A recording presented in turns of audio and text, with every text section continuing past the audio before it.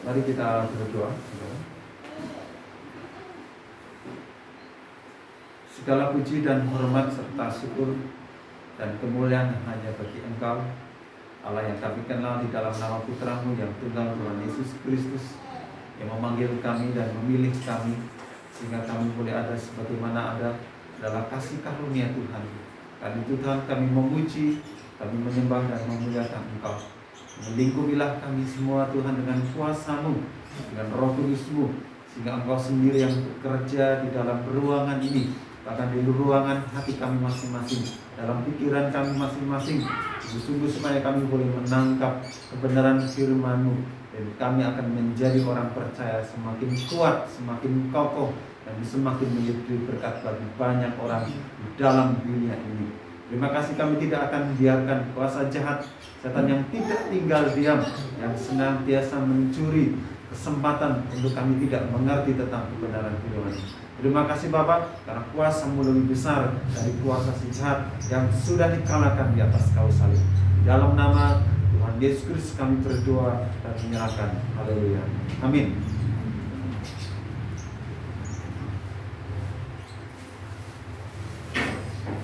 Salam saudara yang dikasih Tuhan. Halo. Puji nama Tuhan. Terima kasih atas doa saudara dan saudari. Saya sehat sampai hari Minggu. Saudara yang dikasih Tuhan, tadi waktu saya duduk saya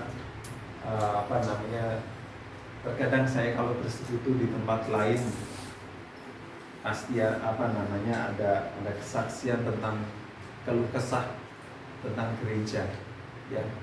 Saya melihat tadi saya membayangkan Tuhan, hampir kita 2 tahun ya, pandemik 2 tahun, hampir pandemik 2 tahun lebih ya, 2 tahun lebih.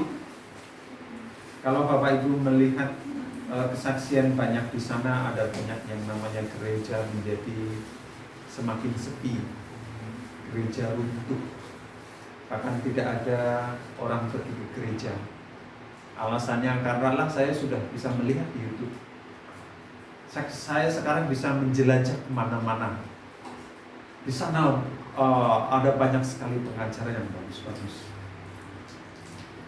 Dan saya melihat saya tidak menyanjung Bapak Ibu, tetapi Tuhan masih beri kepercayaan kepada kita untuk unity, ya, untuk sehati sepikir itu yang sangat penting, ya. Karena kekayaan itu belum tentu akan membuat unity. Itu yang besar pun tidak menjamin untuk unity. Bahkan musik yang lengkap, menurut kesaksian teman-teman saya, tidak menjamin itu menjadi unity. Dan ketika saya melihat dan merenungkan tadi di sini, Tuhan, siapakah kami? Kami sederhana. Kami bukan orang-orang yang mempunyai bisnis besar, penghasilan besar, tetapi hati kami Engkau terus berbaharui dan tambahkan menjadi hati yang besar, hati yang semakin melekat kepada Tuhan, hati yang semakin satu dengan yang lainnya itu senggol menyenggol. Ayo dekat dengan Tuhan, ayo mari kita pergi bersekutu. Ada kehangatan, ya. Itu yang tadi saya terbesit di situ. Karena banyak sekali teman-teman di luar sana, bahkan mereka ada yang gulung tikar lebih besar dari ini. Mereka mengatakan, saya sudah tidak bisa melakukan apa-apa. Mereka pergi mencari keinginan mereka sendiri. Saudara, mari kita terus tidak melihat karena seorang pemimpin, tidak melihat mungkin karena apapun, tapi lihatlah Tuhan di mana kita digembalakan, dibentuk secara rohani. Karena disitulah kita akan semakin terbukti seperti apa pertumbuhan kita. Siap untuk dibangun, dibentuk, istilahnya kalau tanaman yang mungkin didangir, ya. Ada hama, Ya wajar kalau ada hama, tapi seorang penabi tidak akan membiarkan dia tumbuhan itu dimakan hama, akan berusaha sebagaimana semampu dia supaya dia dapat bangkit lagi, tumbuh lagi. Saudara yang dikasih Tuhan, hari ini saya ingin membawakan satu berita dari Tuhan. Itu yang tadi saya bersaksi. Saudara yang dikasih Tuhan, saudara ada yang pernah kenal dengan yang namanya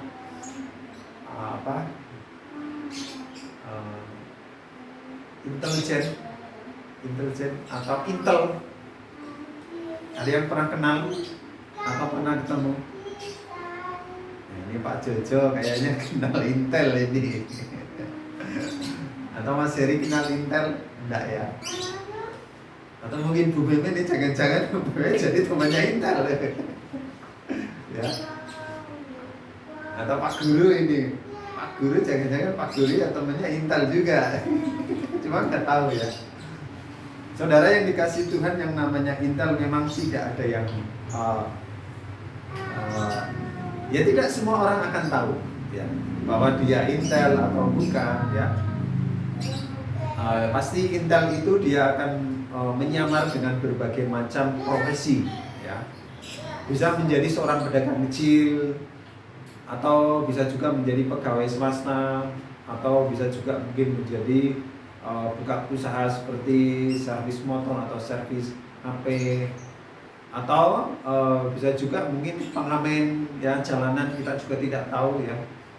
Dia menjadi seorang Intel ya, pemberi informasi. Dan saya pernah mendengar satu berita di TV, ada seorang Intel yang dipukuli. Ini dalam demo ya. Orang demo, mungkin Bapak Ibu pernah dengar berita orang demo, terus dia ditangkap. Setelah ditangkap ternyata setelah diinterogasi dia menunjukkan bahwa saya Intel.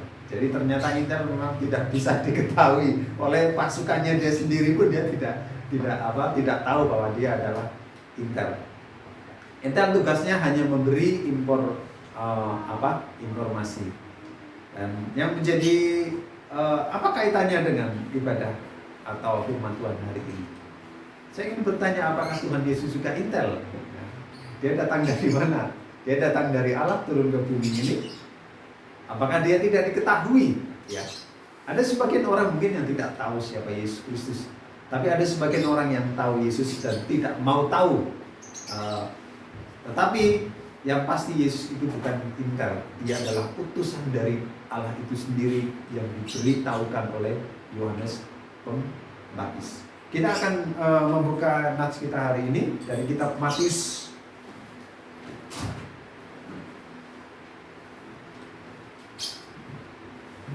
Dari kitab Matius pasal yang ke-27.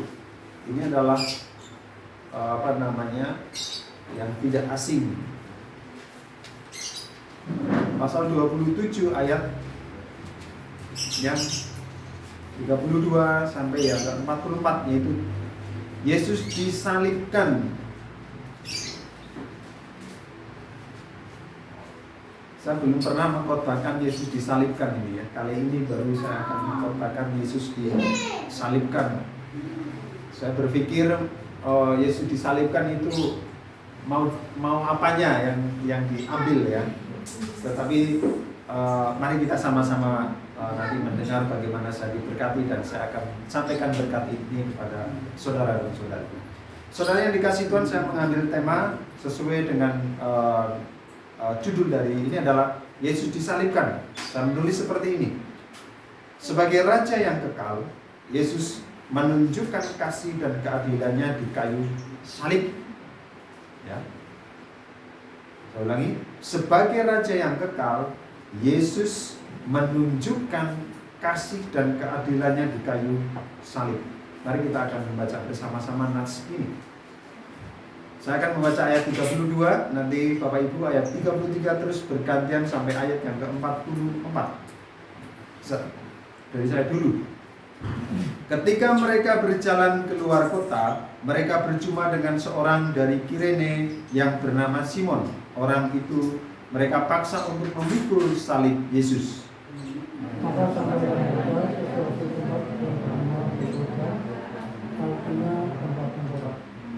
Lalu mereka memberi dia minum anggur bercampur empedu. Setelah ia mengecapnya, ia tidak mau meminumnya.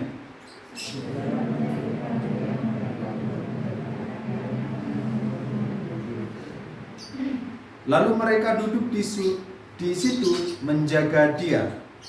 Dan di atas kepalanya terpasang tulisan yang menyebut alasan mengapa dia dihukum.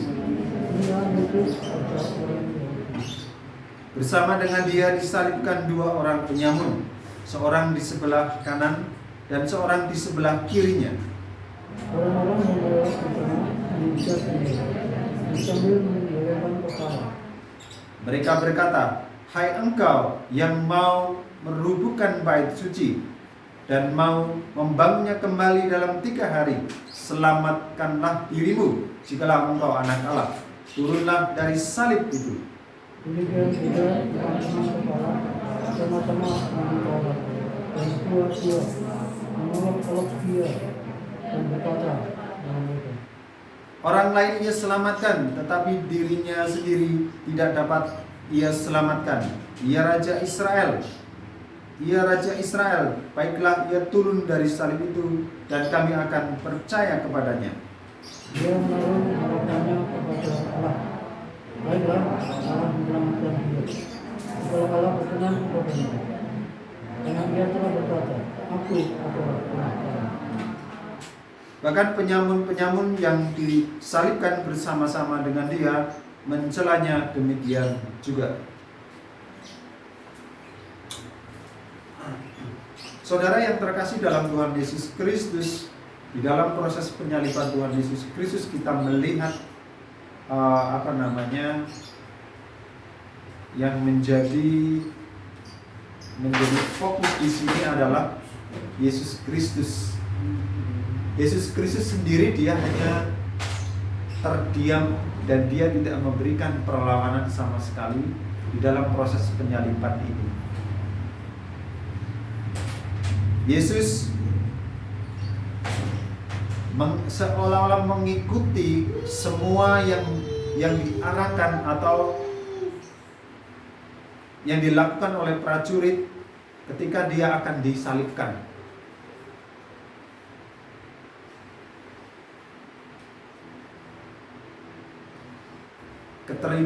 Keterlibatan Yesus di sini sepertinya tidak ada sama sekali. Yesus tidak melakukan apapun yang sepertinya spektakuler. Dan dia sepertinya mengalami satu kekalahan. Tuhan Yesus tidak bergerak sedikit pun. Tapi kita lihat ada 4 kelompok. Ada 4 kelompok yang mencoba mau meyakinkan bahwa Yesus ini adalah Mesias yang saya harapkan. 4 kelompok ini mau membuktikan apakah benar ini adalah Mesias yang aku harapkan. Jadi saudara yang dikasih Tuhan, ada 4 kelompok meminta bukti kepada Yesus bahwa dia adalah Mesias. Atau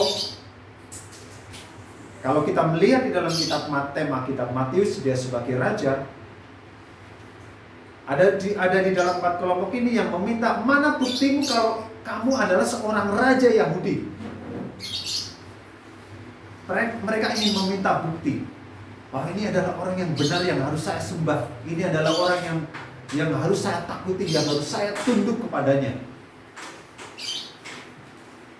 Kelompok yang pertama, saudara yang dikasih Tuhan, kelompok yang pertama adalah kelompok para prajurit. Kita melihat apa yang dilakukan oleh prajurit kepada Tuhan Yesus Kristus.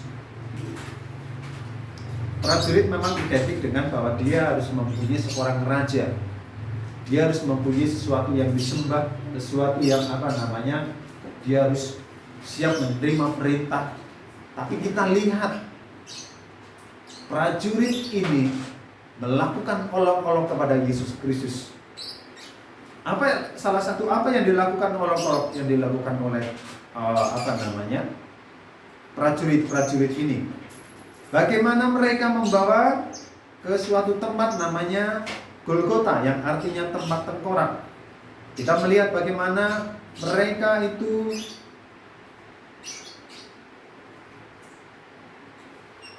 menyalibkan dan membagi pakaiannya dengan membuang undi. Membuang undi. Kalau di dalam ayat sebelumnya kita melihat bagaimana Yesus diolok-olok, bajunya Yesus dipakai sebuah baju berwarna ungu, jubah berwarna ungu. Apa arti daripada jubah berwarna ungu? Warna ungu pada waktu itu dalam Perjanjian Lama adalah warna yang sangat boleh dikatakan warna kewibawaan, sebuah warna kebesaran yang dimiliki oleh seorang bangsawan. Bahkan sekelas sebagai orang raja, dia pasti memiliki warna ini.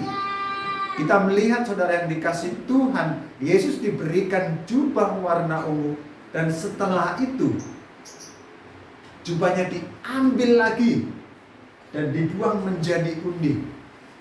Bahkan prajurit ini menyembah dia dan memahkotai dia dengan duri. Mereka wah, inikah raja kita, dengan memahkotai duri. Ini merupakan penghinaan kepada Yesus Kristus.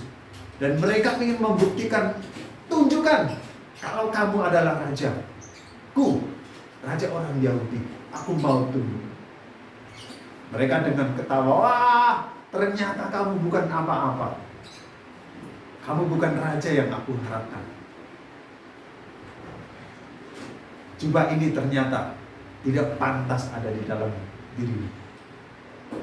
Orang-orang ini menuntut bahwa raja yang mereka harapkan, tetapi di dalam diri Yesus Kristus mereka tidak mendapatkan raja yang mereka harapkan. Mereka menghina, mereka mengolok-olok Tuhan Yesus Kristus. Kelompok yang kedua, saudara yang dikasih Tuhan, kelompok yang kedua adalah orang-orang yang lewat, ya. Ayat yang ke-39, orang-orang yang lewat di sana memuja dia dan sambil menggelengkan kepala. Mereka berkata, hai engkau yang mau merubuhkan bait suci dan mau membangunnya kembali dalam 3 hari, selamatkanlah dirimu jikalau engkau anak Allah, turunlah dari salib itu. Kelompok yang kedua adalah orang-orang yang lewat, atau mungkin juga orang yang mereka ingin berusaha melihat apa yang akan terjadi dengan Yesus Kristus yang telah menyembuhkan banyak orang, yang mempunyai banyak pengikut. Apakah benar ini layak orang yang saya ikuti? Tetapi ketika mereka menjumpai Yesus di sana, ternyata mereka tidak mendapatkan seperti apa yang mereka inginkan. Mereka mencoba meminta supaya Yesus turunlah. Kalau engkau memang seperti yang aku dengar, engkau menyembuhkan orang yang sakit. Engkau mengusir setan di dalam orang yang kerasukan setan. Kelompok yang kedua menginginkan sekali lagi di dalam hati mereka, pikiran mereka, mereka akan mendapatkan seorang Mesias yang sungguh-sungguh perkasa, Mesias yang sungguh-sungguh mampu turun dari salib. Tetapi kelompok orang-orang ini tidak mendapatkan seperti yang mereka inginkan. Akhirnya mereka menghina. Hanya seperti ini Yesus itu yang dikatakan oleh orang-orang, dia memberikan mujizat, dia menyembuhkan orang sakit, dia menyembuhkan orang buta, menyembuhkan orang yang kerasukan setan. Hanya ini kan? Saudara yang dikasih Tuhan Yesus Kristus, kelompok ini menginginkan keinginan mereka sendiri terpenuhi, sebagaimana keinginan dari prajurit. Keinginan prajurit pun menginginkan seorang raja yang mampu untuk mereka sembah dan mereka andalkan, bahkan menjadi pelindung bagi mereka. Tetapi kedua kelompok ini pun tidak bisa mendapatkan apa yang mereka inginkan. Dan kelompok yang ketiga, saudara yang dikasih Tuhan, kelompok yang ketiga adalah guru-guru agama, imam-imam, pemimpin-pemimpin Yahudi. Ayat yang ke-41. Demikian juga imam-imam dan kepala bersama-sama ahli Taurat dan tua-tua mengolok-olok dia, dan mereka berkata, orang lain ia selamatkan, tetapi dirinya sendiri tidak dapat ia selamatkan. Dia Raja Israel, baiklah dia turun dari salib itu, dan kami akan percaya kepadanya. Saudara yang dikasih Tuhan, kita lihat kelompok yang ketiga adalah kelompok guru-guru agama, imam-imam, pemimpin-pemimpin Yahudi. Apa yang terjadi dengan mereka? Mereka melihat Yesus, mereka menyaksikan apa yang dilakukan oleh Yesus Kristus, tetapi mereka belum memahami benar siapa Yesus Kristus. Dan mereka masih mau menuntut Yesus, bahkan menuntut Yesus seperti yang mereka inginkan. Ini Mesias. Yesus adalah Mesias, pembebas bagi bangsa Israel dari penjajahan Romawi. Bahkan mungkin pembebasan dari bandit-bandit dan lain sebagainya. Dan mau memberikan kesejahteraan, kebebasan dari segala macam sakit penyakit. Tetapi imam-imam, guru-guru, pemimpin-pemimpin Yahudi tidak mendapatkan seperti yang mereka bayangkan, seperti yang mereka inginkan. Sehingga mereka menghina, parah ini nama bukan Mesias. Ini bukan yang seperti aku harapkan, ini bukan seperti bebas yang kita harapkan. Coba kamu tunjukkan kalau kamu memang adalah Mesias, turun dari salib. Kalau kamu memang bisa, aku akan menyembah. Saudara yang dikasih Tuhan, kita lihat ada apa yang terjadi dengan guru-guru agama, dengan imam-imam, orang yang mengerti tentang kitab para nabi. Seharusnya mereka paham, seharusnya mereka mengerti. Salah satu tentang Yesaya 53. Wah, dia akan menderita. Tapi di mana letak pikiran mereka, otak mereka, hati mereka tentang Mesias itu? Ternyata tiga kelompok ini sama-sama, mereka masih dangkal sekali untuk mengerti tentang Mesias itu. Yang dimaksud dengan Mesias itu, bahkan sekelas guru agama, bahkan sekelas imam, sekelas pemimpin besar seorang Yahudi, mereka tidak memahami siapa Mesias itu dan siapa Yesus Kristus itu. Yesus yang sedang tergantung di atas kayu salib tidak masuk dalam pikiran mereka, tidak masuk dalam hati mereka. Kelompok yang keempat adalah penyamun itu sendiri. Penyamun itu sendiri di dalam ayat yang 44. Bahkan penyamun yang disalibkan bersama-sama dengan dia mencelanya, demikian juga. Ya, ini terjadi dengan jelas di dalam Lukas pasal 23, saya akan membacakannya.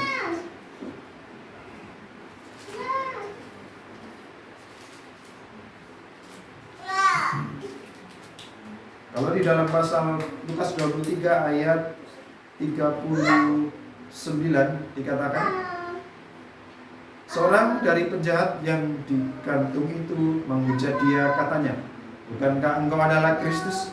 Selamatkanlah dirimu dan kami. Ini dalam kitab Lukas. Ya. Saudara dikasih apa yang dilakukan oleh salah satu bandit juga yang ikut disalibkan. Mereka juga ternyata ingin mendapatkan kebebasan itu dari seorang Mesias. Bebaskanlah aku Mesias, bebaskanlah aku kalau kamu memang Mesias. Saya yakin kamu dapat membebaskan aku.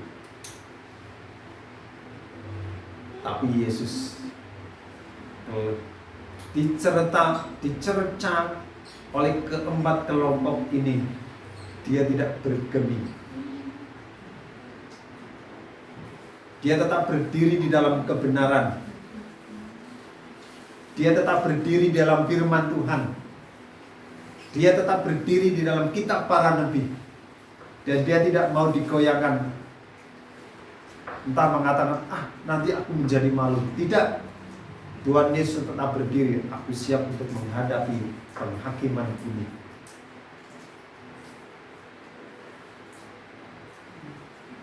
Saudara yang terkasih dalam Tuhan Yesus Kristus, 4 kelompok ini meminta apa yang mereka inginkan terpenuhi di muka bumi ini. Yang diinginkan mereka adalah terjadi di dalam muka bumi ini. Kewibawaan, kekuasaan, keajaiban, bahkan mujizat seperti yang mujizat seperti yang Yesus pernah lakukan. Namun keempat kelompok ini tidak menemukan dan mendapatkan apa yang mereka inginkan. Keinginan kepuasan diri yang hanya sesaat. Tuhan tidak mau memenuhi keinginan yang hanya sesaat itu. Tapi Tuhan mau lebih masuk ke dalam hati seseorang. Dia mau mendapatkan hati itu. Dan bukan hanya mau mendapatkan hidup senang di dunia ini yang hanya sementara. Kecil. Kalau kita mempunyai kesenangan di dunia ini, sangat kecil. Tapi kalau saudara menemukan Yesus, saudara tidak akan pernah kecewa. Walaupun saudara menderita, walaupun saudara sakit, separah apapun, tapi saudara menemukan Yesus, saudara akan tetap enjoy. Mengapa? Karena ada kebenaran berdiri di dalamnya. Karena hidupku bukan hanya di dunia ini, tapi ada hidup lebih lagi bersama dengan Tuhan untuk selama-lamanya. Itu yang diinginkan oleh Tuhan. Bukan hanya bahagia di tempat ini, bukan hanya bahagia di dunia ini, tapi Tuhan mau masuk lebih dalam lagi. Kebahagiaanku, aku ingin kau itu dekat denganku selama-lamanya. Karena itu keempat kelompok ini Tuhan tidak pernah mempedulikan. Dia tahu hati mereka. Keempat kelompok ini hanya mementingkan apa yang terjadi di dalam dunia ini. Wibawa, kedudukan, harta yang berlimpah, sehat, selalu sehat. Tapi hati mereka sakit. Tuhan katakan, tidak. Aku mencari orang-orang yang sungguh mau saya sembuhkan hatinya, supaya dia tetap mengalami kekuatan. Keempat kelompok ini belum mengenal benar siapa Yesus dan kerajaan seperti apa yang Yesus akan perintah. Sebagai raja kekekalan, ia harus benar-benar adil dan juga mengayomi atau melindungi, atau boleh saya katakan mengasihi. Sesungguhnya Yesus sedang menunjukkan keadilannya sebagai raja kekekalan, yaitu menghukum dosa. Dosa hukumnya adalah maut, kematian. Manusia di dunia ini dalam menuju kematian kekal, terpisah untuk selama-lamanya. Sebagai seorang raja yang adil, ia harus menghukum dosa, yaitu melalui kematiannya. Kita lihat di sini saudara yang dikasih Tuhan. Apa yang dimaksud oleh Tuhan Yesus Kristus? Yesus mau menunjukkan kasihnya kepada mereka adalah dengan kerelaan dia mau mati di atas kayu salib. Aku ingin mengasihimu. Aku mau ini mengasihimu, tapi mereka tidak mengerti. Aku ini raja, tapi bukan raja untuk sekarang ini. Raja yang aku kehendaki adalah raja di dalam kekekalan. Bukan raja yang hanya dibatasi dengan 5 tahun, 10 tahun, atau mungkin dibatasi dengan usia 80 tahun. Sesudah itu tidak bisa menjadi raja kembali. Tetapi Yesus mau menunjukkan bahwa aku ini adalah raja. Tetapi raja yang aku inginkan adalah raja bersama dengan engkau di dalam kekekalan nanti. Engkau dan aku akan bersama-sama memerintah untuk selama-lamanya. Engkau tidak hanya sehat di waktu umur 40 tahun, tapi 80 tahun pun kamu akan tetap mengalami kuat. Engkau kaya bukan hanya ketika kamu masih punya usaha untuk berbisnis, tapi ketika kamu tidak punya bisnis pun engkau tetap mempunyai kekayaan. Karena bersama Yesus kita akan selalu ada support dari roh Yesus Kristus itu untuk kita menjadi tetap strong, tetap kuat, dan juga tetap tenang. Saudara yang dikasih Tuhan, kasih Yesus atau mengayomi, melindungi, yaitu semua orang. Tetapi di sisi lain, Yesus juga sedang melakukan keadilannya itu dengan menghukum dosa akibat daripada dosa, yaitu maut terpisah untuk selama-lamanya, yaitu dengan dia mati di atas kayu salib. Dengan kematiannya di atas kayu salib, dia sedang menghukum daripada akibat dosa itu sendiri. Dosa siapa? Dosa semua orang. Bahkan yang menghujat Tuhan Yesus Kristus pun, jika mereka percaya, mereka akan dapat diselamatkan. Saudara yang terkasih dalam Tuhan Yesus Kristus, dan sebagai Raja yang mengasihi, ia rela untuk disiksa dan dihina, bahkan mati untuk menggantikan dosa-dosa manusia yang percaya padanya. Percaya akan kedatangannya ke dunia ini, percaya akan kematiannya karena dosa, percaya akan kebangkitannya, bahkan percaya akan kenaikannya, dan juga percaya akan kedatangannya yang kedua kali menjemput kita sampai-sampai. Karena itu Tuhan mengingatkan di nafsu yang lain, berjaga-jagalah menanti kedatangan Tuhan Yesus yang kedua kali. Dulu saya pernah menyampaikan di sini. Mari kita berjaga-jaga. Mari kita siapkan obor kita untuk menyambut mempelai. Ya. Kita harus siap. Ya. Jangan tunggu Tuhan datang kita baru buru-buru. Aku mau rajin ke gereja, saya mau rajin baca Alkitab. Tidak. Terlambat saudara kalau melakukan hal itu. Tapi saudara harus melakukan mulai hari ini. Terus belajar tentang firman Tuhan. Jangan tunggu nanti. Tapi terus menerus dan belajar firman Tuhan. Saya yakin Tuhan akan tunjukkan. Saya bersyukur dengan Pano. Dia mungkin belum paham. Tapi dari kecil ini dia pasti nanti akan lama-lama dia akan mengerti. Jadi bersyukurlah dan terima kasih Mas Heri. Sana tidak langsung Mas Heri sudah membawa dia untuk terus mengenal Tuhan. Dari kecil pun kita harus mengenal Tuhan. Bawa anak kita untuk mendengar firman Tuhan. Jangan nanti kalau sudah kelas 1 baru saya ajarin. Tidak perlu. Kalau ada mesbah keluarga, ayo ajak anak kita berdoa. Dia mau muter kemana-mana, biarkan. Nanti dia akan belajar dengan sendirinya. Saudara tahu ketika Mano pertama kali datang ke sini, apa yang dia lakukan? Pulang. Saya masih ingat. Tapi hari-hari ini dia boleh menikmati. Mungkin ayahnya, bahkan neneknya, bahkan kita semua menikmati. Tuhan, Engkau sungguh luar biasa dan mau jadikan kami terus bertumbuh bersama. Jangan pandang, wah ini bukan tempatnya anak, wah ini bukan tempatnya orang dewasa, wah ini kalau orang tua nggak boleh beribadah. Tidak, kita jangan takut ya, jangan takut Mak. Aku udah 60 tahun nggak boleh beribadah katanya. Peraturan pemerintah ya, nggak boleh berkumpul. Ya, kalau peraturan pemerintah, pemerintah mah di rumah aja, gitu. Nggak bertemu dengan saya. Tapi puji Tuhan, jika kita diberi kekuatan oleh Tuhan untuk tetap terus maju.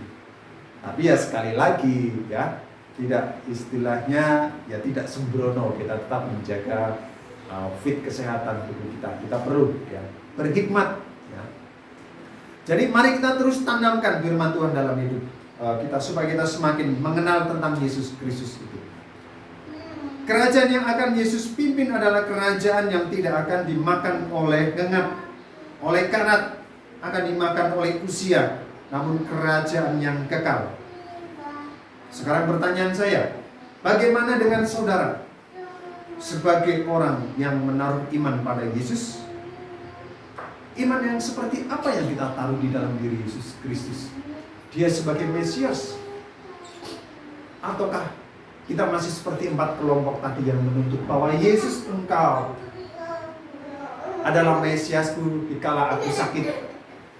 Yesus, engkau hanya Mesiasku dikala aku mengalami masalah. Yesus, engkau Mesiasku di saat aku hanya mengalami satu kekayaan.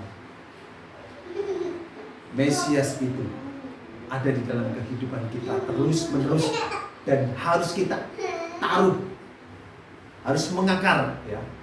Dalam skala tingkat usia, Yesus itu harus selalu ada di dalam diri kita. Jangan hanya karena ketika baik kita pergi ke gereja. Ketika kita banyak uang kita pergi ke gereja. Kita tidak boleh dihalangi oleh orang. Masalah pun kalau bisa jangan menghalangi. Minggu yang lalu Pak Teguh bercerita bagaimana dia berkemenangan untuk datang beribadah. Bahkan ketika berada di tempat beribadah, itu salah satu yang kadang iblis menggocok kita supaya kita tidak peka dengan firman Tuhan. Iman yang seperti apa yang kita miliki? Hanya iman seperti itu kan yang ada, yaitu seperti iman sementara, iman waktu sakit, iman saat sulit ekonomi. Masih terlalu dangkal sesungguhnya saudara jika kita hanya berorientasi kepada itu. Atau ketika kita datang ke gereja hanya ingin mendapatkan kelepasan dari masalah. Saya kira katakan saya masih dangkal. Saudara masih cetek kalau saudara datang karena hanya mau masalahnya selesai. Karena datang kepada Tuhan itu harus dari yang rendah sampai yang tinggi, dari yang ada masalah sampai yang tidak ada masalah. Datang ke gereja untuk menyembah Tuhan dan bukan hanya untuk masalah. Ya, kita boleh datang ke gereja kita ada masalah, tapi fokus yang paling utama Yesus yang harus menjadi tujuan. Karena satu pujian Yesus harus di depan yang menjadi pancaran, menjadi petunjuk jalan. Kemana Yesus berjalan, mari kita ikuti dia. Jangan katakan Tuhan saya mau jalan sini, ikutilah aku. Tapi biarkanlah katakan dalam hati saudara, silakan Tuhan berjalan, aku mau mengikuti engkau kemana engkau berjalan. Itu luar biasa. Sungguh saya diberkati dari seseorang mengatakan seperti itu. Biarkan Yesus berjalan di depanmu. Yesus mau bilang apa itu? Dan Tuhan akan tunjukkan yang terbaik. Bukan hanya yang baik, yang luar biasa, bukan hanya yang biasa. Tetapi mampukah kita mengatakan silakan Tuhan berjalan dan aku akan mengikuti engkau kemana engkau pergi. Dan Tuhan pasti akan tunjukkan jalan itu. Tuhan menuntut iman yang lebih dalam lagi, yang tidak dapat dilihat dengan mata dan hanya sementara. Bahkan dalam berita sekalipun Tuhan minta untuk percayalah. Bahkan dalam keadaan yang mustahil Tuhan katakan percayalah. Bahkan dalam keadaan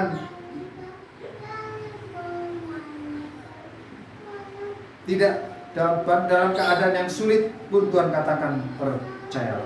Saudara yang dikasih Tuhan, salah satu tokoh Alkitab bahwa Allah menemukan iman itu di dalam Abraham. Kita lihat Abraham, apa yang terjadi di dalam iman Abraham? Abraham disuruh pergi oleh Allah. Ya, Abraham mengikuti. Ya, dia mengikuti. Kemana? Ke tempat yang tidak dia tahu. Tapi Abraham dia mau mengikuti. Ya Tuhan, aku mau mengikutimu. Dan dia menemukan di dalam diri Abraham Apakah Abraham ini seperti empat kelompok tadi? Menuntut Tuhan bagaimana nanti kehidupan saya di sana? Tuhan bagaimana nanti pertanian saya? Tuhan bagaimana hidup anak istri saya nanti di sana? Abraham tidak seperti empat kelompok tadi. Tapi Abraham mengatakan, ya Tuhan aku mau ikut. Dan Allah menemukan di dalam diri Abraham. Allah juga menemukan di dalam diri Ayub. Apa yang terjadi dengan Ayub? Kita lihat ketika Ayub menderita. Ayub mengatakan, Tuhan bagaimana engkau membuat aku sakit? Tuhan bagaimana engkau membuat anak-anakku habis, hartaku habis? Apakah Ayub berbicara seperti itu? Dengan tenang sekali dia menikmati penderitaan itu. Bahkan teman-teman Ayub sampai mencaci maki Ayub.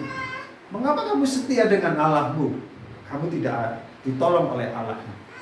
Bahkan istri yang terdekat pun dia mengajak untuk meninggalkan Allahmu. Tapi dengan kesetiaan itu Allah menemukan iman yang luar biasa di dalam diri Ayub. Dan Allah menggantikan berlipat kali ganda. Dan bukan iman seperti empat kelompok tadi, mengharapkan mana. Tapi Ayub mengatakan, Tuhan, aku lahir dengan telanjang, aku pun akan pulang dengan telanjang juga. Dan yang ketiga adalah Allah menemukan iman seperti di dalam Sakeus. Apa yang terjadi dengan Sakeus? Iman apa yang terjadi dalam diri Sakeus? Sakeus mempunyai kekayaan, ya. Kita lihat kekayaan mampu diberikan kepada orang-orang yang diperasnya. Keempat kelompok ini mengharapkan kekayaan, mengharapkan kedudukan dan lain sebagainya. Tetapi Sakeus, ini hartaku silakan, yang aku peras akan aku berikan. Seperti dia tidak menghargai harta dari perjuangannya, tetapi dia mau memberikannya ketika dia menemukan Yesus Kristus itu.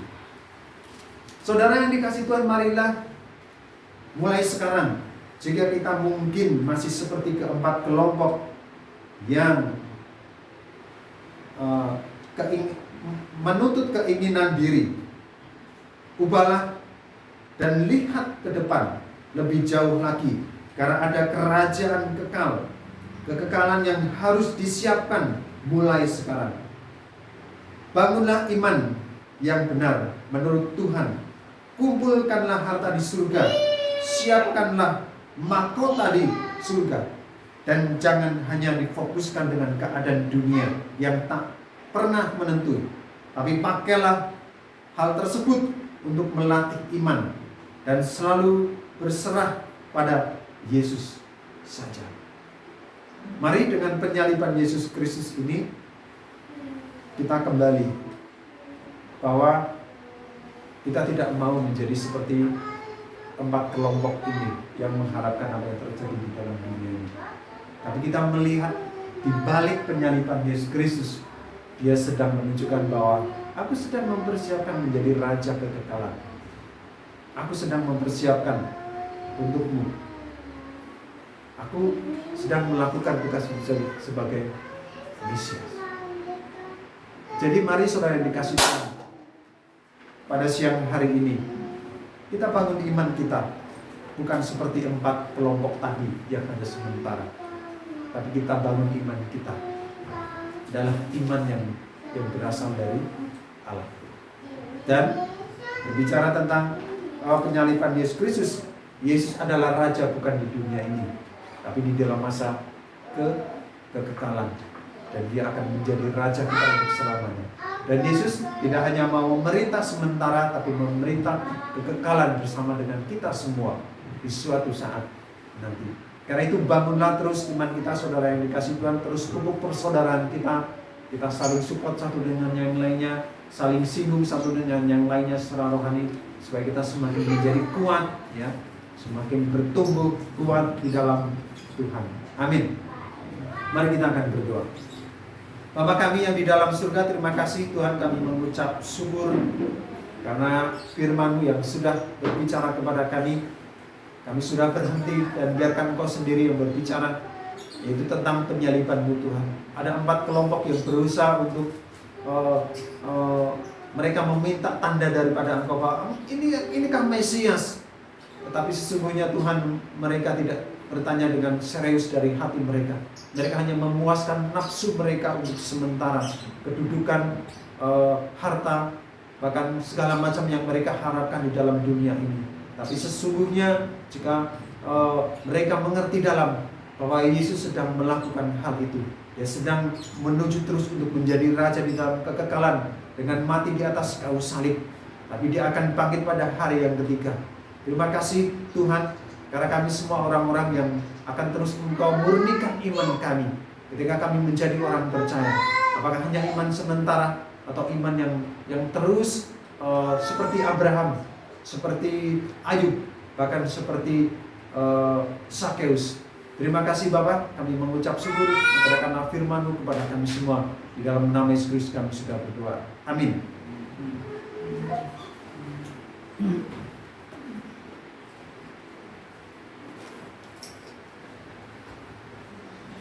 Bapak Ibu yang dikasihi Tuhan, mari kita akan